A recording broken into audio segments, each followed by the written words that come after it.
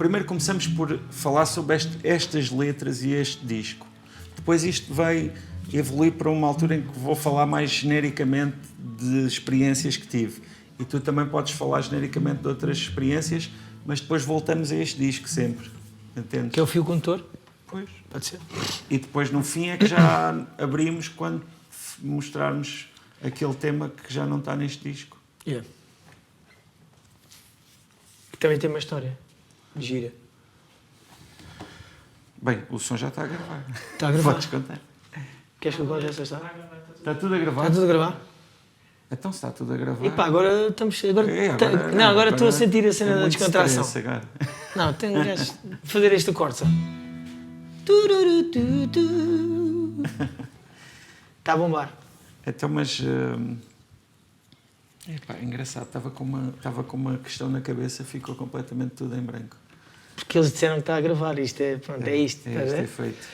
O efeito de estar a gravar é uma desgraça. Bem, mas olha... Então, olha, vamos começando assim a falar e depois logo entramos na coisa. Assim, a primeira coisa que eu me ofereci a perguntar-te é... Quando é que tu tiveste a primeira ideia? Isto era uma ideia que tu já tinhas há muito tempo, até quando trabalhavas noutros projetos, ou foi uma coisa que surgiu? Foi surgindo.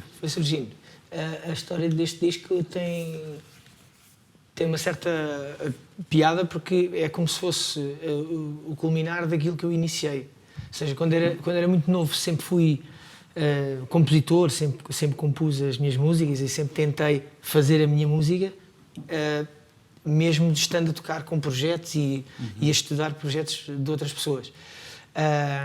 E fiz a carreira toda a tocar bateria, a carreira, pelo menos a parte mais longa da carreira, e no culminar de gravar 2 discos de originais de rock, que o terceiro disco já não foi gravado, eu vi a minha carreira parar. Ou seja, essa banda fazia todo o sentido para mim, que era os Maze Lab, e como tínhamos parado, fiquei sem chão em termos de tocar bateria, porque bateria era o que eu gostava de fazer, sempre cantei, sempre fiz vozes a tocar nos projetos e fazia as melodias dos nossos projetos, de originais, só que era bateria sempre que eu tocava, não é? Quando a banda acaba, eu não queria continuar a tocar com artistas, porque não era o que eu sentia que queria fazer, depois de fazer 2 discos com a banda de rock, e parei de estudar bateria, fiquei ali uns tempos a pensar o que é que ia fazer, e depois de falar com amigos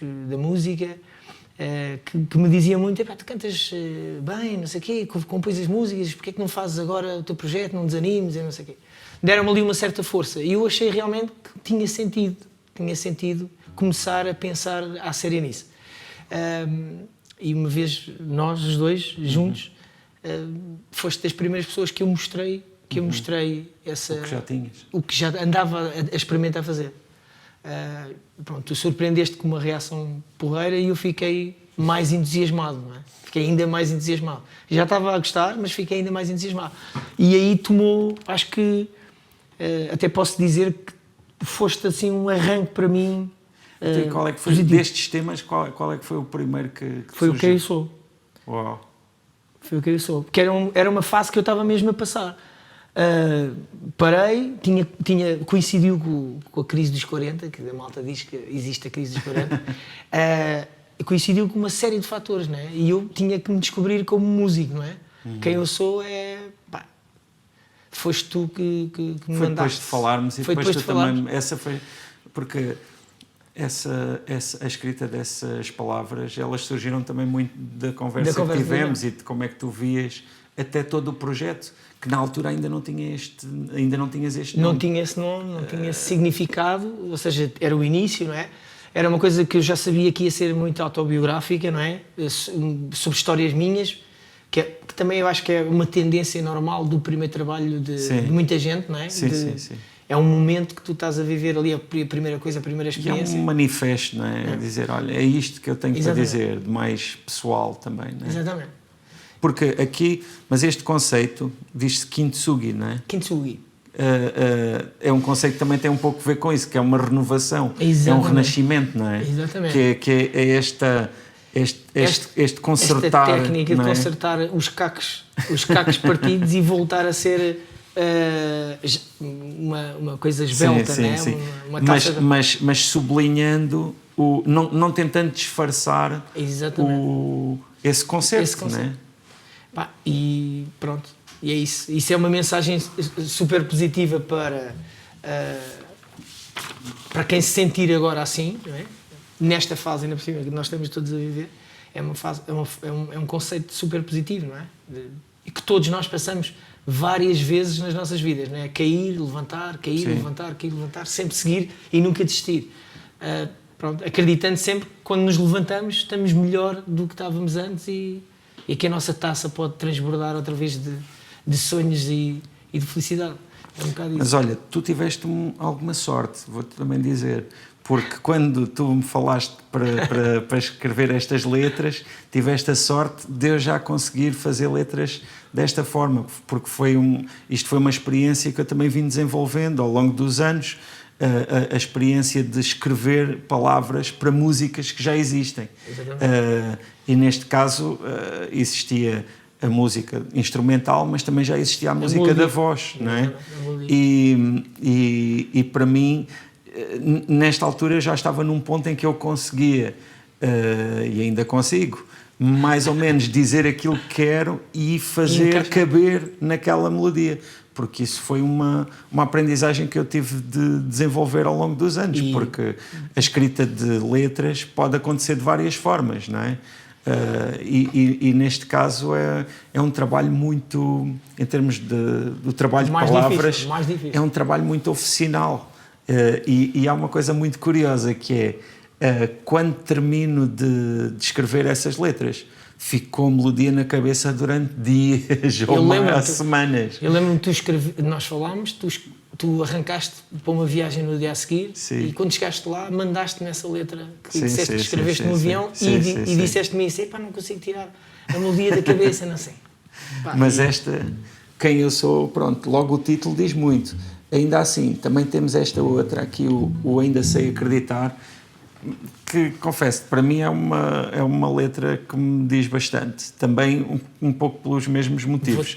Nós temos a mesma idade, então logo essas questões, não é, de existenciais, de idades, também acabam por ser paralelas. O ano não é? 74 que é um ano especial, não é? Um ano especial, 74. Em Portugal é um ano que faz toda a diferença. Faz história? Sim. Mas essa música tem uma história para mim. Porque sobre este tema nós não conversámos os dois, e quando recebi a letra, olhei, li a primeira vez e tentei logo descobrir o que é que tu tinhas pensado a escrevê-la, não é? E para mim essa letra fala de esperança. Claro. Da minha esperança de conseguir este sonho de não desistir da música e de continuar, se este é o meu caminho agora, ou seja, porque é muito difícil... pegando no teu exemplo, dizerem-te agora tu já não és escritor, agora tu vais ser guitarrista. Claro. E a gente, epá, mas eu durante 30 anos fiz bateria e agora vou tocar guitarra e cantar. É um chip novo, não é? Claro. Mas ou aceitas isso e segues, sim. ou então tens que voltar a fazer o mesmo caminho que fizeste, não é? Tentar ser contratado por artistas, tocar músicas dos outros, que é espetacular, mas não é aquilo que eu sentia que eu queria fazer. Queria apostar e agora estou a adorar isto de tocar e cantar as minhas coisas e de trabalhar contigo e com outras pessoas e estar a viver isto, não é? Este sonho que pode resultar, não interessa, o que interessa é a gente acreditar que vai continuar, não é? E esse do acreditar, não é? Esse tema para mim fala dessa esperança. Não sei se tu tiveste essa visão, porque não falámos sobre isso. Não. Porque há aqui uma coisa que é muito curiosa, que é quando alguém escreve palavras para outro cantar, esse que vai cantá-las depois tem de as assumir em público, não é? Exato. E tem de as tornar suas, principalmente quando são palavras como estas que são muito pessoais e que utilizam a primeira pessoa do singular, que dizem eu isto, eu aquilo, eu a outra coisa. E essa interpretação, ela será tanto mais verdadeira quanto mais tu encontrares os teus próprios significados dentro daquilo que estás a cantar, não é? Pá, e depois há vários processos, não é? Há vários processos. Desde que tu mandas a letra, até tu sentires a letra, tu tens que interiorizar, tens que ler, tens que cantar, tens que sonhar em cima da letra. E depois é curioso, porque depois te cantas para várias pessoas e toda a gente tem uma interpretação diferente. Sim, claro. Claro. Mas isso é a riqueza também da comunicação, não é? Já houve quem me diz assim, epá, essa letra fala sobre miúdas. Disse, miúdas? Não. Isto fala sobre... Ou seja, estás a ver, a visão claro. Vai para além de tudo o que a gente imagina. Às vezes as palavras são espelhos, não é? Exato. Elas refletem aquilo que nós queremos ver nelas, não é? E isso pode ser positivo, porque eu acho que, assim como o intérprete tem de tornar suas aquelas palavras, quem ouve também tem de o fazer, para que seja...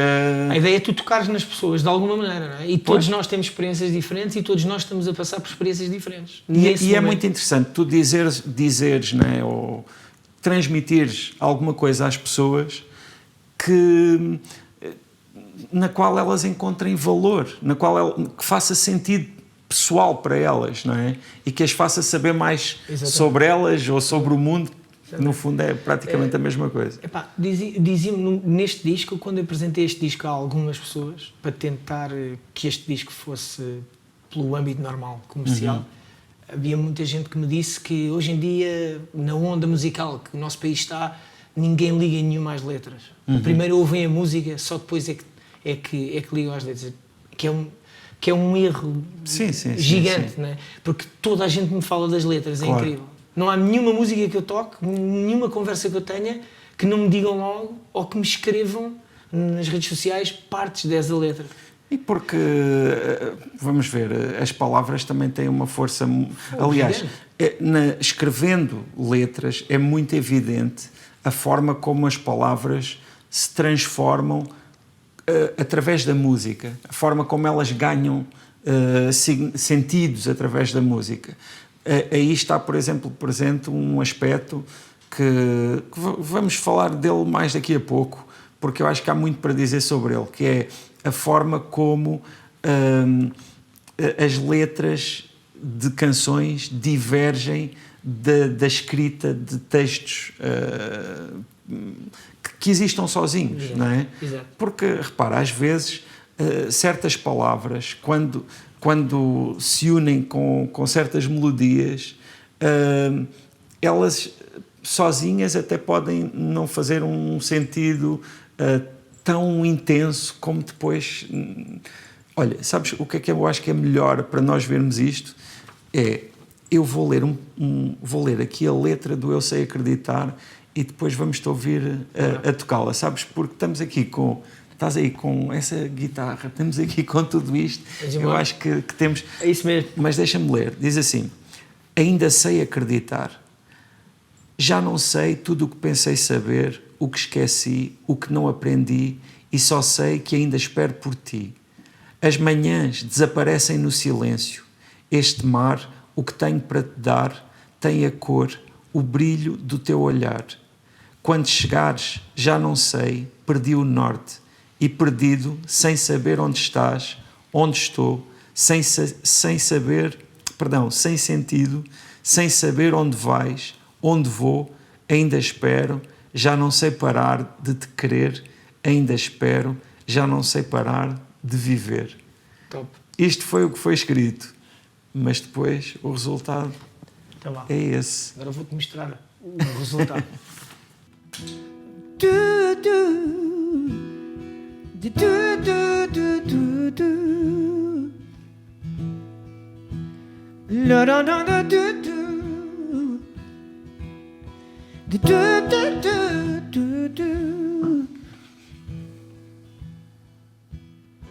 Eu já não sei tudo o que pensei saber, o que esqueci, o que não aprendi, e só sei que ainda espero por ti. As manhãs desaparecem no silêncio. Este mar, o que tenho para te dar, tem a cor, o brilho do teu olhar.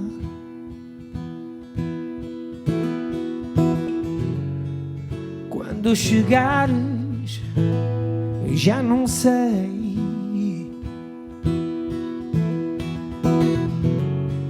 Perdi o norte e perdido,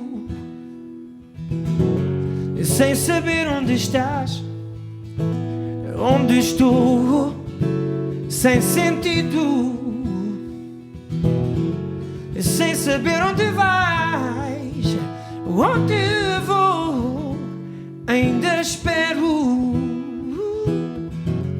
já não sei parar de te crer, ainda espero, já não sei parar de viver.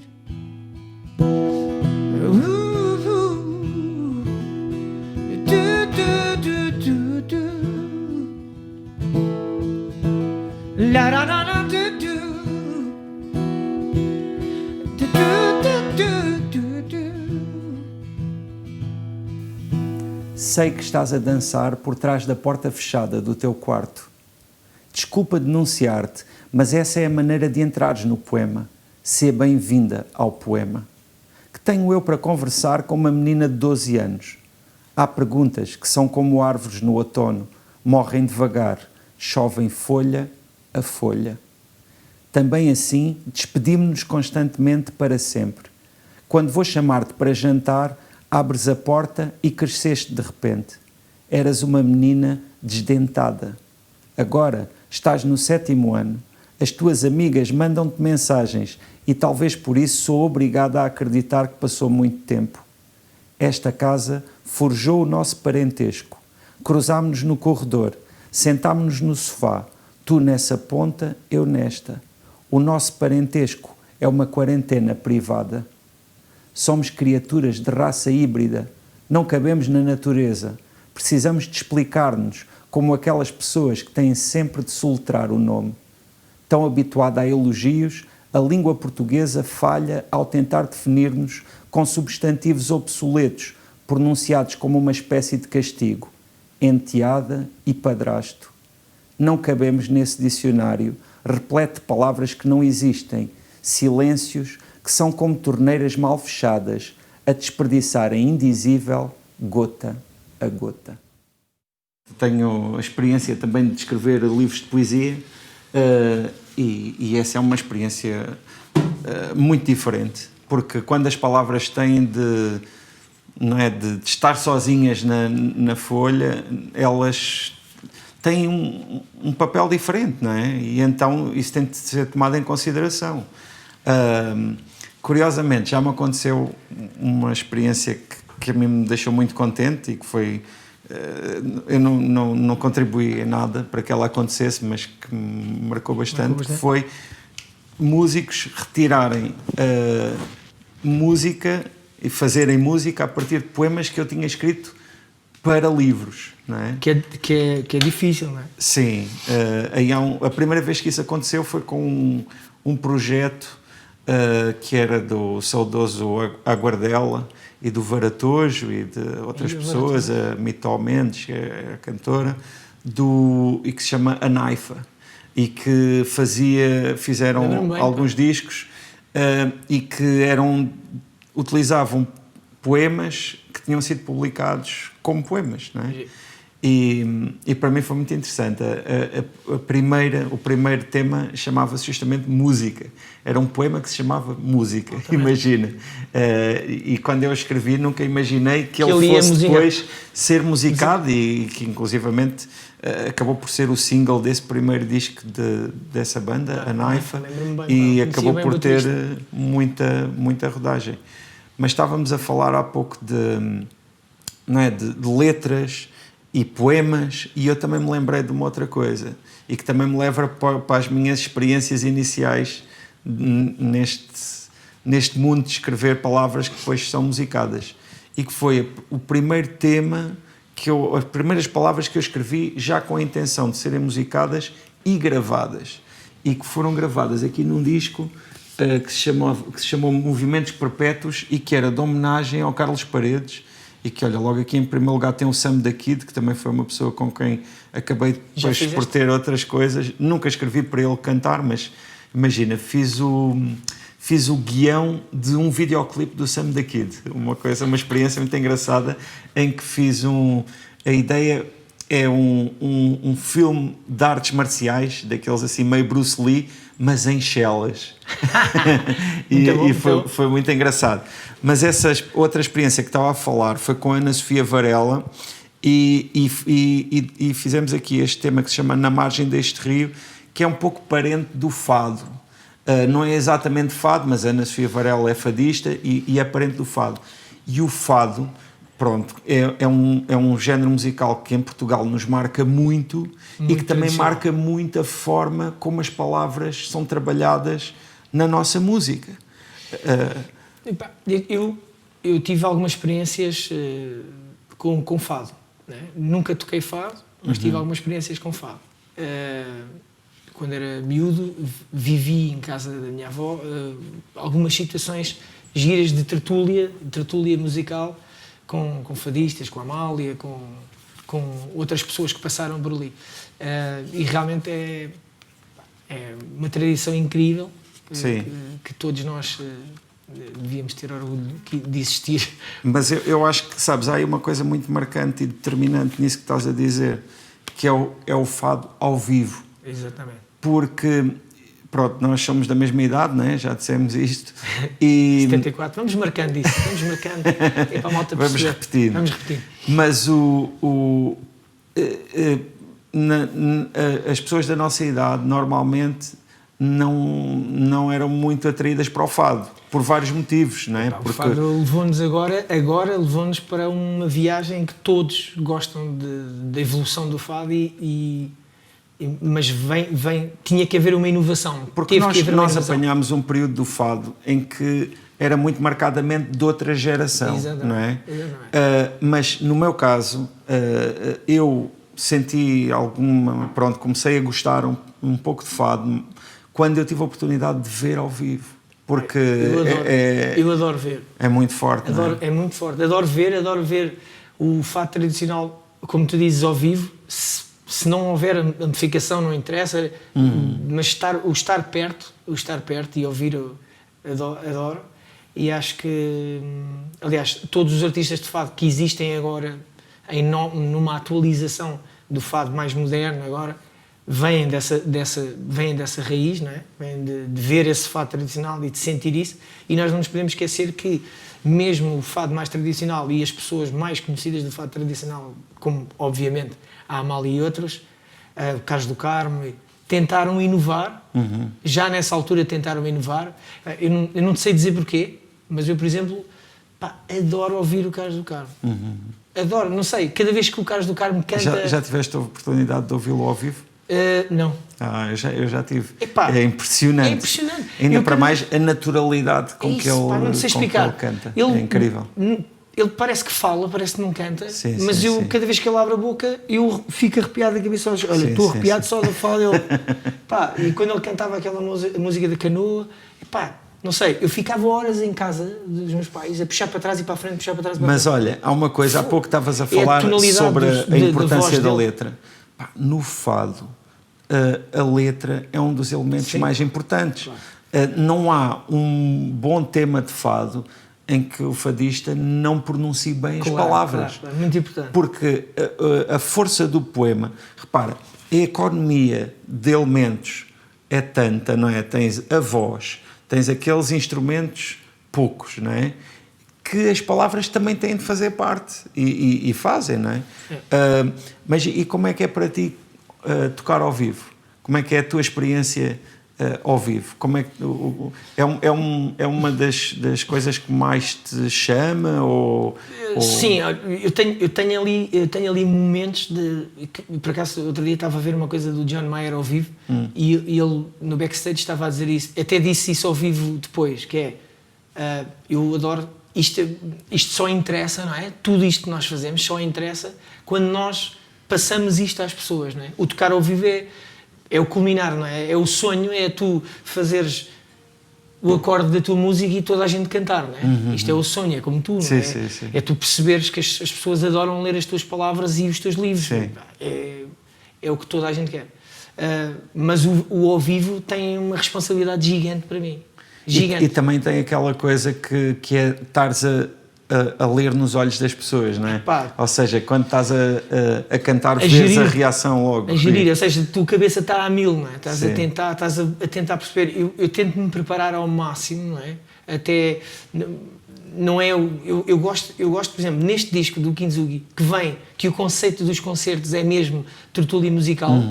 Eu gosto mesmo de não preparar-me, ter um alinhamento, não é? Mental, mas não preparar a conversa, não é? Porque a ideia é fluir. A ideia do concerto é estarmos os músicos juntos, rodeados de pessoas e a conversa, nós estamos numa conversa a tocar música, mas podemos falar sobre os teus livros, no meu concerto, não faz mal. Podemos falar da nossa amizade, como é que nós nos conhecemos. E outra pessoa qualquer contar a experiência que teve contigo ou comigo e rolar essa energia, esse ambiente que é. E por acaso estamos a tocar música do Zé Vilar, não é? Não é um concerto do Zé Vilar, por acaso estamos a tocar música do Zé Vilar, mas o conceito é sentir ali a energia. Essa energia eu sempre a senti, porque antes de todos os concertos, confesso que estou sempre em pânico. Sim. Em pânico, não é? Já quando tocava a bateria, a primeira música até me saltavam as baquetas das mãos. Depois aquilo é que começa a entrar na velocidade de cruzeiro. E aqui é um bocado isso. Eu acho que isso é esse peso da responsabilidade de passares a mensagem, teres a certeza que as pessoas entendem como tu queres. Que isto é uma responsabilidade gigante. A minha experiência é completamente diferente, não é? Como eu não estou no palco a interpretar... Mas estás muitas vezes a apresentar os teus livros e falar sobre eles. Sim, e já mas, em palco mas também. é diferente. Também tem o seu quê de performático. Mas, é muito? olha, estou aqui a olhar para um disco dos The Weasel, que foi uma experiência incrível que eu tive, que nasceu assim um pedacinho do...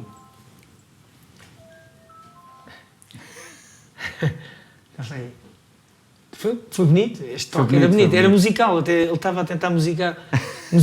Voltamos ou quê? Voltamos, quer dizer, não, segue daqui. Mas estava a dizer, eu tenho... não aparece? Não parece? Ok. Ok. Pronto. Estava a dizer... Então vai para onde? Eu tenho uma experiência um pouco diferente dessa, que é a experiência de não estar no palco, mas estar de certa forma, no sentido em que às vezes estou a ouvir pessoas a cantarem coisas que eu escrevi e estou no público e um pouco a avaliar a recepção das pessoas, mas de uma forma Mas o que me é um sentes bocadinho... Quando tu ouves... É uma sensação um pouco difícil de gerir, porque eu não tenho naquele momento nenhuma palavra a dizer. Tudo está a acontecer exterior a mim.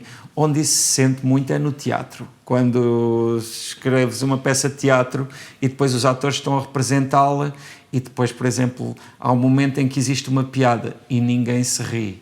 É terrível, é terrível.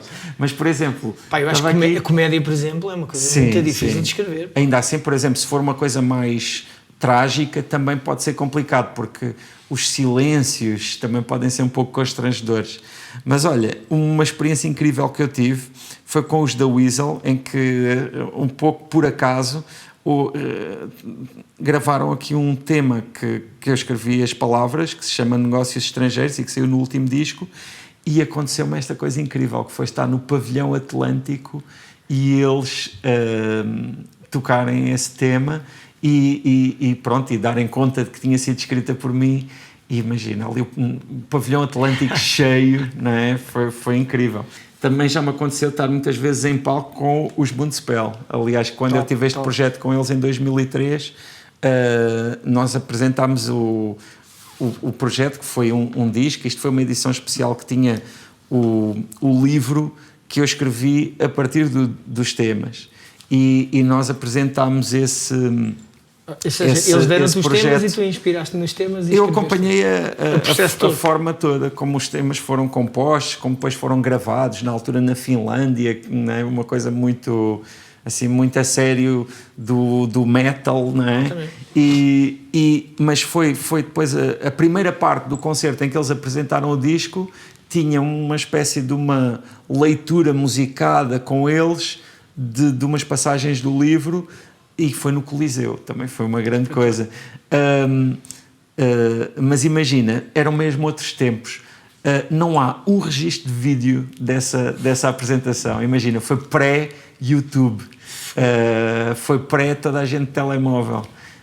Então existe uma gravaçãozinha áudio que nem sequer é da mesa, que foi de alguém que gravou com um gravador e meteu na net. É a única que existe. Vamos ver, eu nunca... Eu gosto de música, interessa-me música, sempre gostei de música, comecei a ouvir música e a apaixonar-me por música muito jovem, mas eu nunca... E tens a tua banda? Sim, tens que falar disso? sim. Não, olha, pronto, já que falas nisso, eu até trouxe aqui para te mostrar, vê só, estas cassetes, que são umas cassetes muito valiosas para mim. Exato, que são umas demos que foram as que fizemos com essa banda que se chamava Hipocondríacos. Esta aqui, vê só, tem aqui a nossa foto na escola secundária de Ponte Sor, como não podia deixar de ser, Hipocondríacos. Mas já havia esse cuidado de fazeres a capa e não sei o quê, e esses desenhos são quem? Sim. Este desenho era de um rapaz que é o Kim, que... cantava e também tocava guitarra. Ele alternava com o irmão. Quando um estava a cantar, estava o outro a tocar. Quando o outro estava a tocar, estava o outro a cantar. Muita gente, pá. E pronto, para nós foi importante. Além disso... Tiveste um arranque como músico. Não, pronto, isto aqui era uma brincadeira. Por acaso, eu acho que para mim este tipo de experiência até acabou por ser mais interessante. Não tanto como músico, mas sobretudo como empreendedor. No sentido em que nós fazíamos rigorosamente tudo. E chegámos a fazer... Curioso que isso nunca mudou, ainda não mudou. Sim. Nós todos temos que fazer tudo ainda. Sim, mas eu acho que isso é uma postura importantíssima. Não ficar à espera, não é? Exatamente. Eu acho que isso é uma lição, é uma atitude... Eu acho que estamos todos a levar essa lição agora, não é? Sim. Os que ficaram à espera agora têm mais dificuldades, não é? Mas em qualquer ocasião é sempre assim, não é? Eu acho que é uma postura perante a vida, não é? Sim. E nós, pronto, além destas duas cassetes, chegámos a fazer umas primeiras partes. Fizemos a primeira parte de uma banda que chegou a ter algum nome nos anos 90, que eram os Brain Dead. Sim. Que na verdade era uma banda ligada com os da Weasel. Depois alguns integrantes evoluíram para os da Weasel. Estas fases são mágicas, são lindíssimas. Sim. Mas tu também tiveste umas experiências iniciais na música muito engraçadas. Um bocado diferente, o estilo, né? Sim. Mas diferente, né? Eu estudava música numa escola muito conhecida na altura, que era top, se calhar ouviste falar, que era a Diapasão. Sim. Acho que toda a gente estudava música na Diapasão. E eu comecei por tocar guitarra lá e tocava um instrumento que ninguém liga nenhuma hoje. E na altura nem te sei dizer porque é que fui para lá, porque eu gostava muito do professor, que era o Pinto. Que não sei se infelizmente já partiu ou não, mas espero que não. Mas nós tínhamos órgão, não sei se aulas de órgão, não é? Sim. Aquele órgão com pedaleira. Sim. Não é? E a gente tocava aquilo e as músicas e não sei o quê. E um dia o agente da Ana Faria, na altura muito conhecida, não é? Ana Faria, dos Queijinhos Frescos, foi à Diapasão buscar um baterista e um pianista para o projeto dos filhos, que era um projeto chamado Ultimátum. E eu fui um dos escolhidos, nem sei porquê, na altura fui um dos escolhidos, era o que é. Eu acho que eles escolhiam ali um bocado, talvez, a música, a questão estética, a idade que tinhas e não sei o quê para o projeto. E arrancámos ali. Fizemos 2 discos, um sucesso gigante, né? Porque na altura a música da parte mais de crianças tinha muito sucesso, né? Vendiam-se muitos discos. Claro. Eu não quero mentir. Estamos a falar de que anos? 82, 83. 82, 83, mais ou menos isso. Pois. E pá, tu vendias discos, não é? Eu lembro-me da gente fazer 3 concertos por dia. Uau. Ou seja, a gente tocávamos no Pavilhão Carlos Lopes, Uau. na altura, Pois. no programa do Despertar, Uau, do António Sala. do António Sal, e a seguir íamos tocar para o Continente. Ei. Muito bom. Sessão de autógrafos no Continente e fazíamos um concerto à tarde, 3 concertos. Pá, e aquilo para uma criança era espetacular. Tínhamos a carrinha com o nome dos Ultimato e pronto. E eles eram muito conhecidos, né? Os 3 irmãos eram muito conhecidos, né? E pronto, na realidade foi... Mas aí tu ficaste logo a saber que a música era a tua vida. Epá, sim. Já foi uma experiência profissional, Pois? né? A partir daí nunca parei. A única coisa que eu fiz foi mudar de instrumento. Conheci o Luís Bento, que tocava comigo nessa banda, e foi ele. Eu já adorava tocar bateria, mas nunca, só experimentava, não, e a vê-lo tocar e a sentar-me várias vezes na bateria dele. Foi ele que me vendeu a minha primeira bateria. A bateria que ele tinha vendeu-me a mim, comprou uma nova e eu arranquei a tocar bateria aí. Depois a banda acabou, pá, e eu fui arrancando bem em projetos de bares, em projetos não sei o quê. Alguns dos irmãos chegaram a ir várias vezes ter comigo aos bares, ver-me tocar e estarmos juntos e não sei o quê. O mais novo até é um maestro conhecido hoje, atualmente. E pá, foi uma experiência espetacular. Pois. Foi muito giro.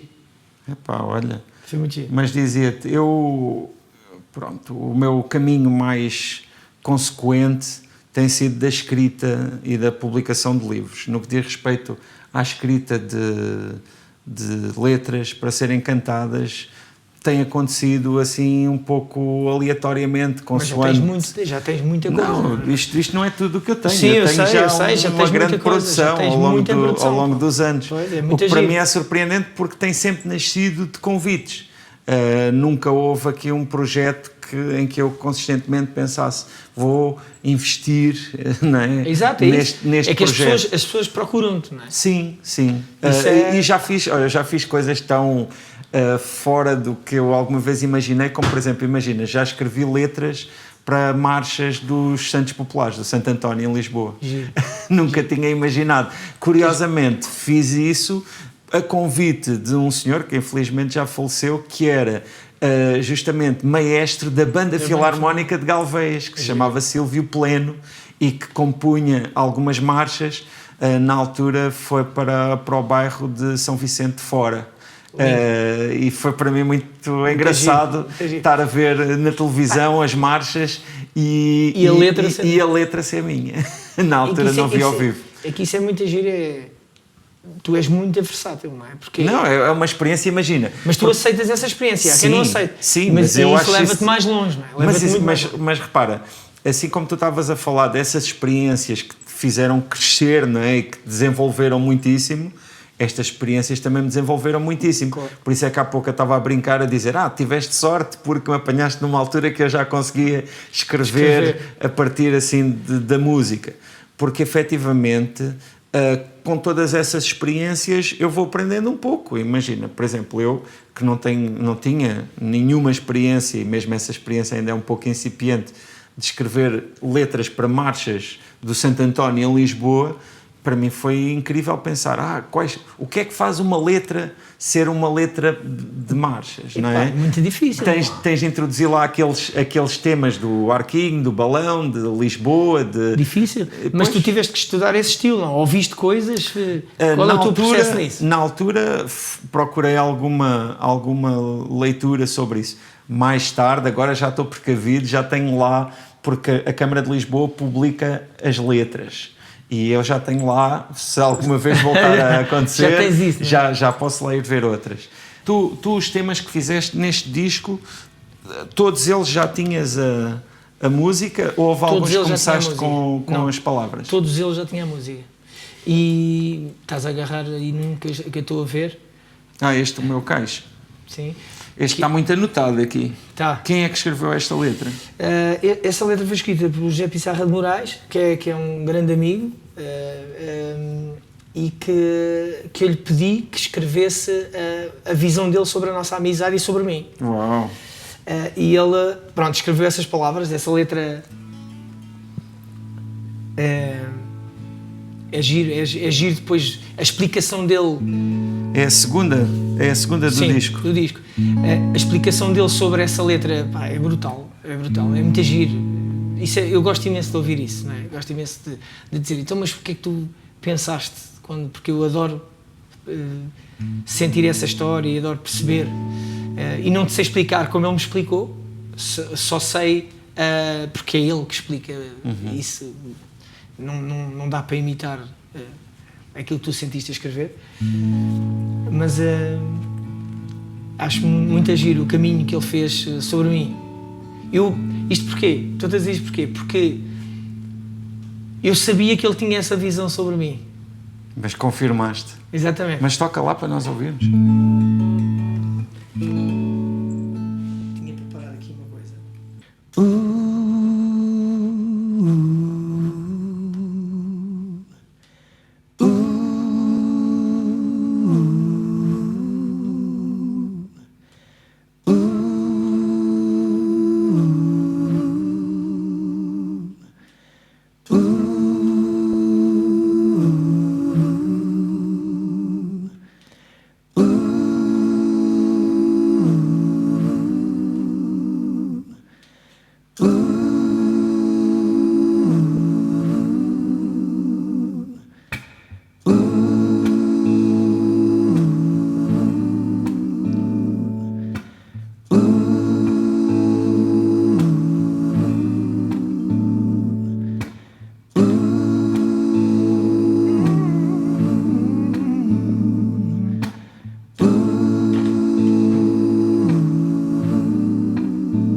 Fugi de mim, corri para lá do que eu já sou e tive medo,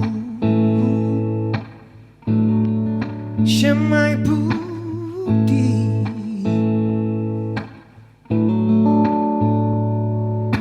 deste-me do teu silêncio, falámos de tudo e de nada. Ouvimos a noite calada. Deste-me do teu silêncio, falámos de tudo e de nada. Ouvimos a noite calada. Gostei de ti,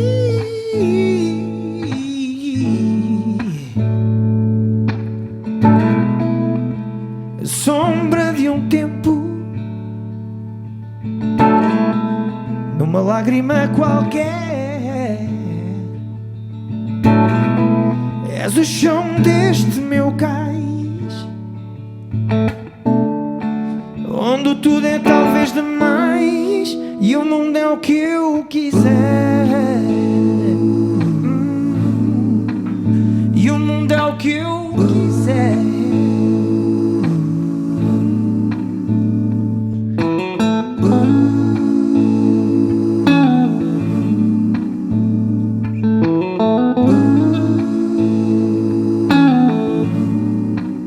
Sabes, eu às vezes a falar com pessoas que escrevem ou que estão a começar ou que me perguntam alguma coisa sobre isso, eu aconselho sempre as pessoas a escreverem sobre assuntos que lhes sejam muito importantes, a escreverem sobre coisas que para elas tenham muita importância, porque mesmo que depois esse texto não venha a ter a vida que elas aspiram, não vão estar a perder o seu tempo, não é?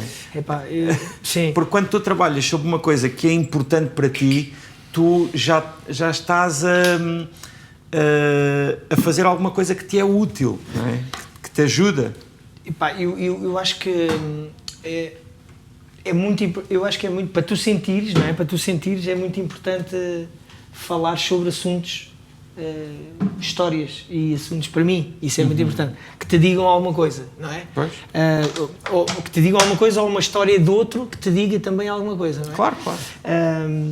Porque senão é muito difícil de sentires, não é? Pois. De sentires isso. Por exemplo, na música, na composição, e não sei se sentes isso no teu livro, e agora escreveste este livro novo, não sei se sentes isso, mas eu senti isso. Há uma série de processos. Sim. Na escrita não sei como é, mas na música há uma série de processos. Processos no sentido em que a obra passa por várias fases. E tu, com a obra, passas por várias fases. Tu eu passo-te a música com melodia, não é? Isto começa sempre. Sim. Há uma grande diferença entre esse O produto lá, lá, lá, inicial o lá, lá, lá, que a não é? pessoa recebe no telemóvel e depois o... Eu lembro-me de outro tema que tu escreveste, que tinha um refrão que eu adorava, não é? Desculpa. Qual é? É Caminho Nosso. Ah.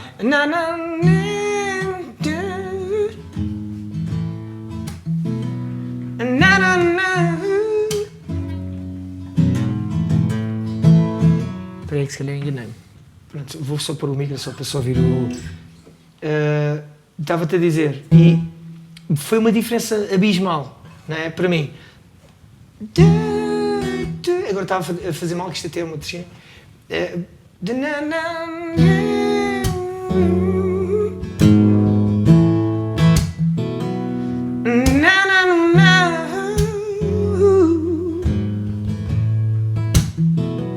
Porque é contigo que quero ser eu. Porque é contigo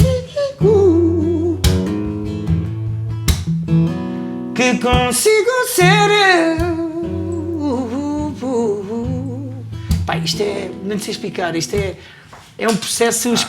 Não é podes- espetacular, não mas podes é... fazer isso, tens de cantar toda. Vá lá. Íamos falar do teu livro. Não. O livro está aqui na mesma.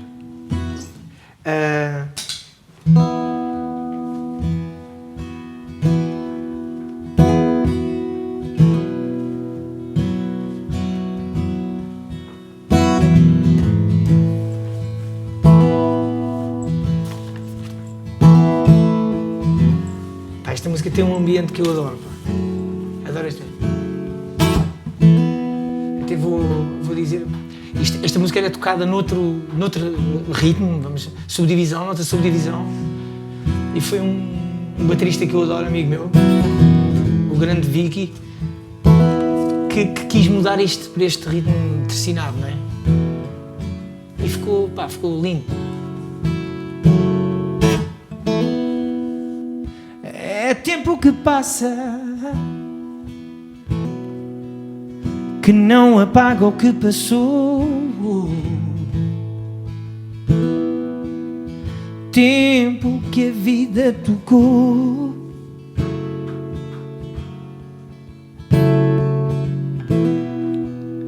É a vida que passa, é um sonho que nunca passou. Vida de quem acreditou.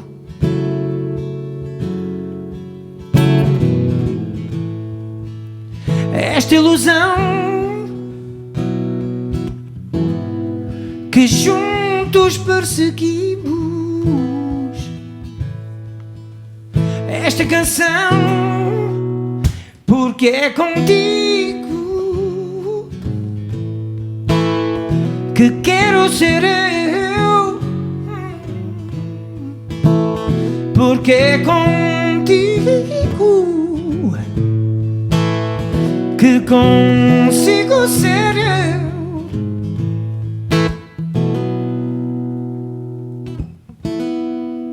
Opa, olha, eu não sei se fica mal dizer isto, porque também escrevi a letra, pá, mas é a minha preferida do disco. Já tinha dito, já tinha dito. Já tinhas dito.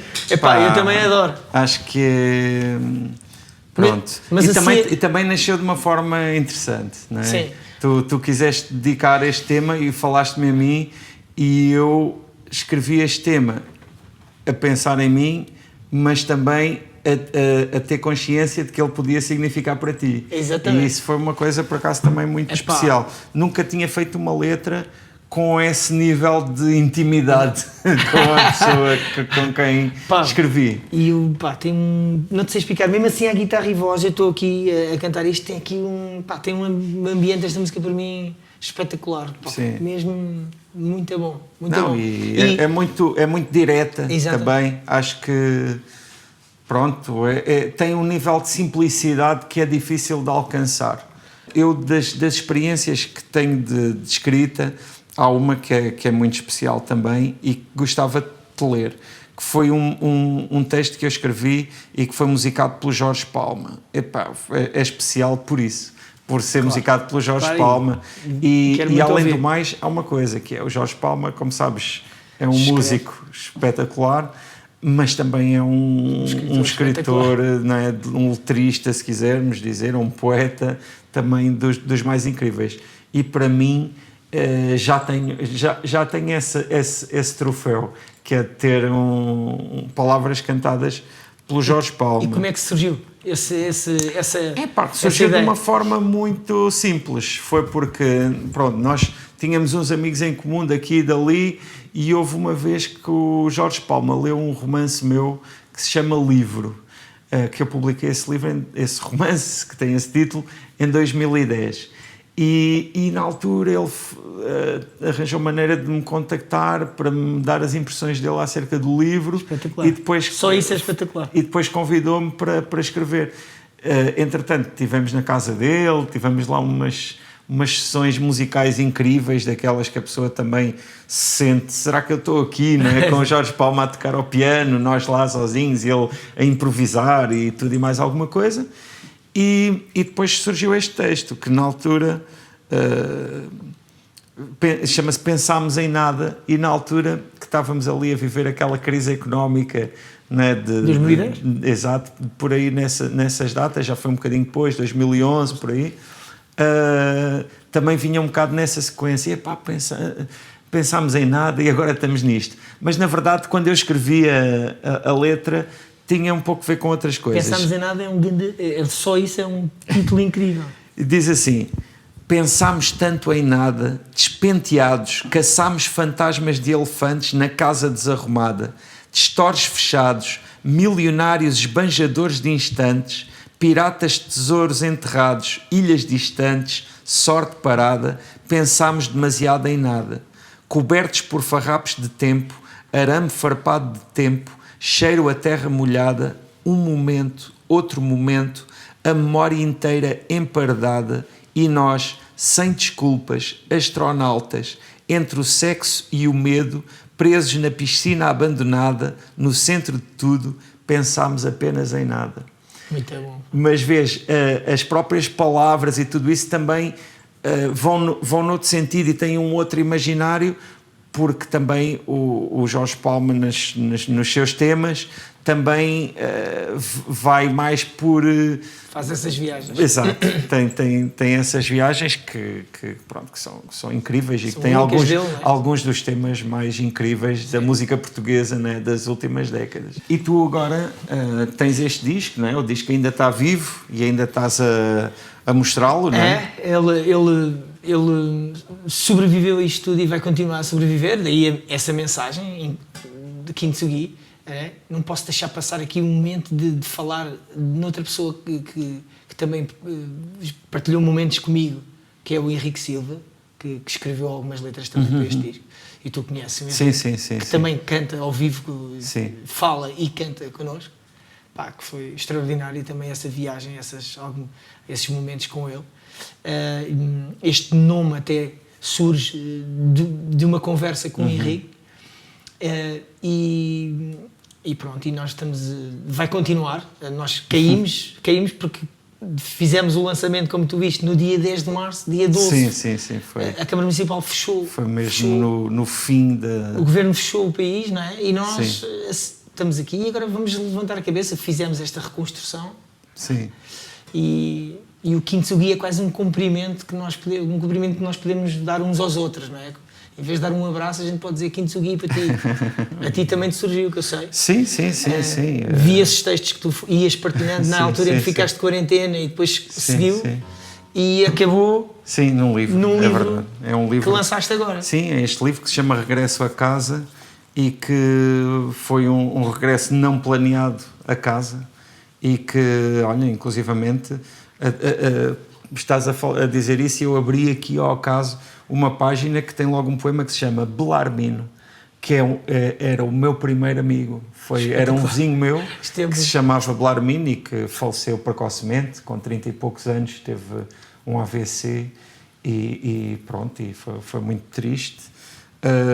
Mas que escrevi este livro também, escrevi este poema também com essa intenção de honrar a sua memória e também de recordar essa pessoa que para mim teve muita importância, que era o meu vizinho e ele era mais novo do que eu, uns 4 ou 5 meses, e nós pronto, brincávamos e crescemos juntos e tudo isso. Experiências que nunca mais esquece. Mas há uma coisa que é interessante, não é? Que é, encontrar na escrita e na música também essa forma de dar vida à memória e de reconhecer a sua importância, não é? Porque passados alguns anos nós conseguimos ter uma visão sobre coisas que no seu presente não conseguimos reconhecer em toda a sua profunda dimensão.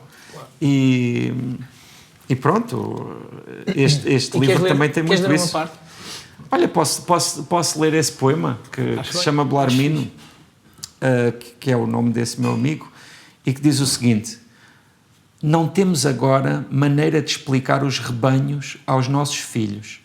Em dias como hoje, há uma aragem que vem do campo, passou rente à terra, desce pela rua de São João e pelo fim da tarde, conforme o rebanho de ovelhas do teu pai noutro tempo. Recordas ainda o cheiro da lã? Às vezes, em criança, ficavas sério de repente. Desde que morreste, é quase sempre com esse rosto que te vejo. Tínhamos 5 anos e todos os cães se chamavam Fadista. Eram animais orgulhosos do seu trabalho. Sabiam distinguir-nos dos rapazes que vinham de Lisboa. Eras tu. Férias da Páscoa.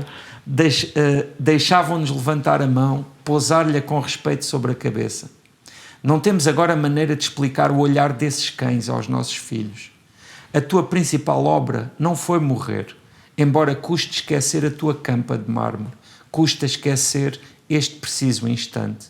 Foste o meu primeiro amigo.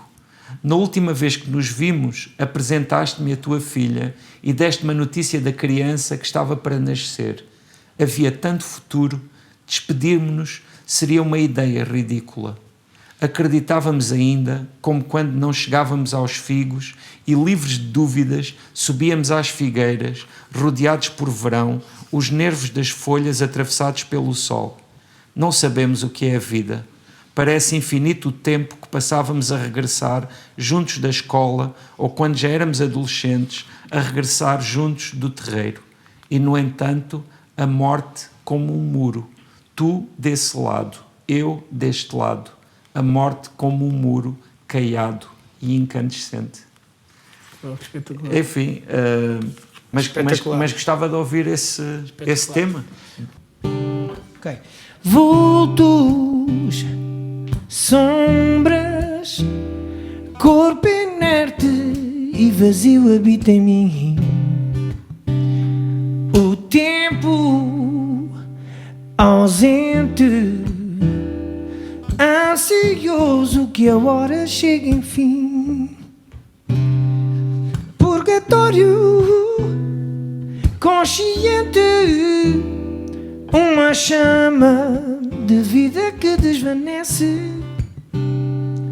Ofertório negligente de tudo, uma réstia de homem desaparece. Exausto da espera, o pulsar reabita o coração. Vejo, abraço, aprendo a falar a intuição. Alquimia, passo a passo, a serenidade tomou o seu lugar. Por magia, um regaço de vida inundou-me de esperança o seu olhar.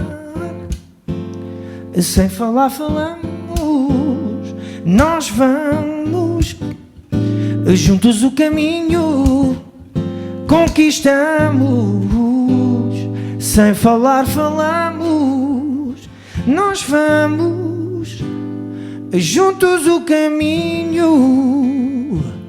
conquistamos.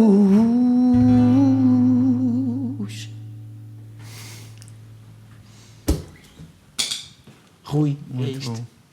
Está feito. Olha, está feito. Sim, sim. Vamos sim. acabar? Acabamos. Vai acabar mais 5. Obrigado por tudo mesmo. Obrigado. Há ainda pessoas na areia. Já vestiram a camisola ou pelo menos pousaram um agasalho sobre os ombros. Pousaram esta hora sobre os ombros. Estão espalhadas em grupos, montes separados de pessoas na areia. As suas vozes sobre esta hora. Misturam as vozes com o tempo. As suas bandeiras são guarda-sóis fechados, cores desbotadas por verões antigos ou por esta luz morrente. São as pessoas que sobraram, não temem o início da noite, têm a pele coberta de praia.